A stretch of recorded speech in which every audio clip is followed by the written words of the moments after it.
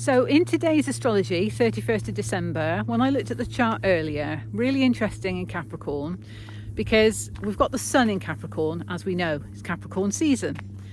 And either side of the sun, we've got Mars, the masculine energy, and we've got Venus, the feminine energy. So the sun, the soul essence, being supported by the masculine and feminine, both in Capricorn. And then either side of those, so bookending the Capricornian energy, two divine feminine asteroids, Juno and Vesta. So what this showed to me when I saw this was, yes, we've got that drive and determination of the Capricorn energy. We can align with that to propel us forward into this new calendar year with focus and drive on what we're trying to achieve. But it was also about the balance of the masculine and feminine. So something big in that. And also it's about the commitment, the soul path commitment, or commitment to the soul path, in terms of that determined action that we want to take, but having boundaries, strong boundaries in place in order to achieve what we're trying to create. That was the message that I got from all of that energy in Capricorn. So we want to balance the masculine and feminine, taking action, but it's nurturing ourselves enough.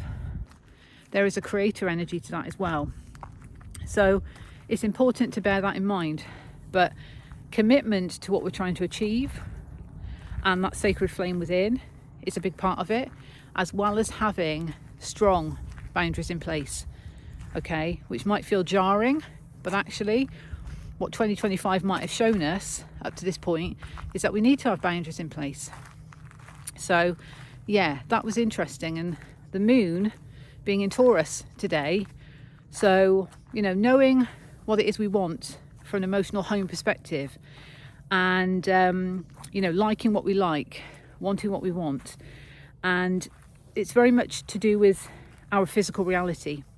So we've got to recognize that the drive and determination to achieve what we want has to be rooted in some kind of physical reality, some kind of tangible reality, for it to feel good, for it to feel enough for us, okay, amidst the other stuff going on. But this is why it's really key in terms of 2025 into 2026, and I have done a separate video on this, by the way, check it out if you're interested.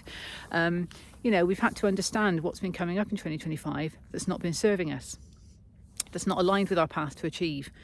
And so that's to propel us forward into 2026 with that focus on the self and what it is we want, what we're trying to do here. So yeah, that's just a quick message from me to you, really. I am going to be making some changes to this channel, still trying to work through what they might be, and I would appreciate your feedback on it. If there's certain things that you've liked in videos, if you like to see the charts, if you don't like to see the charts, if you'd find it more interesting to go deeper into certain planets, your feedback's greatly appreciated. And I thank you also for the support that you've given to this channel over the past year, and even the past few years since it's been active.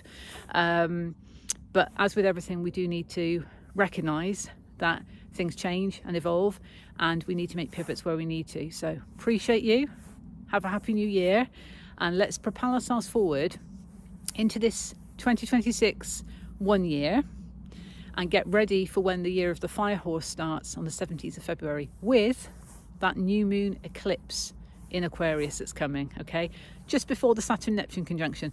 But I've mentioned about this before on the other video. So I'll see you soon. Take care. Bye.